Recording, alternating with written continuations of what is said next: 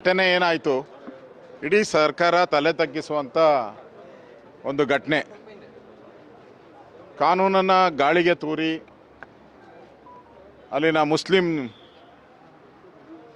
ಗಲಾಟೆ ಮಾಡುವಂಥ ಗಲಾಟೆಕೋರರು police station ಮೇಲೆ ಪೊಲೀಸರ ಮೇಲೆ ಹಲ್ಲೆ ಮಾಡಿರುವಂಥ ಘಟನೆ. ಇಡೀ ಸರ್ಕಾರ ಒಂದು ರೀತಿ ಓಟ್ಗೋಸ್ಕರ ನೀವು ಓಟ್ ಹಾಕಿ ಏನು ಬೇಕಾದರೂ ಮಾಡಿ, ನೀವು ಓಟ್ ಹಾಕಿ ಏನು ಬೇಕಾದರೂ ಮಾಡಿ ಅನ್ನೋ ಒಂದು ಸ್ಲೋಗನನ್ನು ಕಾಂಗ್ರೆಸ್ ಅವರು ಇಟ್ಕೊಂಡಿದ್ದಾರೆ.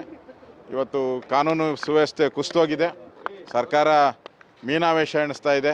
ಒಬ್ಬರು ಸಣ್ಣ ಮಕ್ಕಳು ಅವರೇನು ಮಾಡಿಲ್ಲ ಮತ್ತು ಅವರು ತಪ್ಪಿಲ್ಲ, ಈ ಥರ ದಿನನಿತ್ಯ ಹೇಳಿಕೆಗಳನ್ನು ಮಂತ್ರಿಗಳು ಕೊಡ್ತಾ ಇದ್ದಾರೆ. ಮತ್ತು ಪೊಲೀಸರ ಮೇಲೆ ಒತ್ತಡ ಆಗ್ತಾ ಇದ್ದಾರೆ. ಪೊಲೀಸರು ಒಂದು ರೀತಿ ಅಸಹಾಯಕ ಪರಿಸ್ಥಿತಿ ಇದೆ.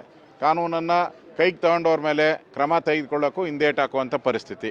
ಈ ಎಲ್ಲವನ್ನು ನೋಡ್ತಾ ಇದ್ದರೆ ಕರ್ನಾಟಕದಲ್ಲಿ ಕಾನೂನು ಸುವ್ಯವಸ್ಥೆ ಹೋಗ್ತಾ ಇದೆ. ಮತ್ತು ನೋಡ್ತಾ ಇದೆ, ರಾಜಾರೋಷವಾಗಿ ಲಾಂಗು ಮಚ್ಚು ಹಿಡ್ಕೊಂಡು ರಸ್ತೆಗಳಲ್ಲಿ ಓಡಾಡೋ ಅಂಥದ್ದು, ಕೊಲೆ ಸುಲಿಗೆ ಅತ್ಯಾಚಾರ ಬೆಂಗಳೂರಲ್ಲಿ ಇವೆಲ್ಲನೂ ನೋಡ್ತಾ ಇದ್ರಿ.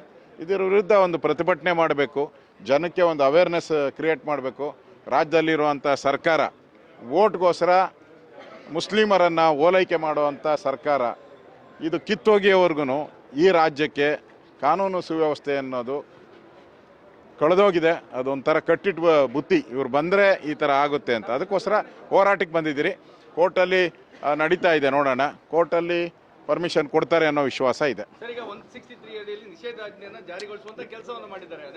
ನೋಡಿ 100 ಅಲ್ಲ, ಸರ್ಕಾರ ಹೇಳಿದೆ ಮಾಡಿದ್ದಾರೆ ಅಷ್ಟೇ. ಸರಿ ನಾನು ಬಂದಾಗ ಯಾಕೆ ಬಿಟ್ಟರು, ಇವಾಗ ಯಾಕೆ ಮಾಡ್ತಾ ಇದ್ದಾರೆ? ಸರ್ಕಾರ ಹೇಳಿದೆ ಮಾಡ್ತಾ ಇದ್ದಾರೆ ಅಷ್ಟೇ. ಸರ್ಕಾರ ಒಂದು ರೀತಿ ಅವ್ರಿಗೇನು ತೊಂದರೆ ಆಗಬಾರ್ದು, ಮುಸಲ್ಮಾನರಿಗೆ ಅವ್ರು ಏನು ಬೇಕಾದರೂ ಮಾಡ್ಬೋದು, ಸರ್ಕಾರ ಅವ್ರ ಪರವಾಗಿ ನಿಂತಿದೆ. ಇಷ್ಟು ಬಿಟ್ಟರೆ ಇದರಲ್ಲಿ ಏನೂ ಇಲ್ಲ.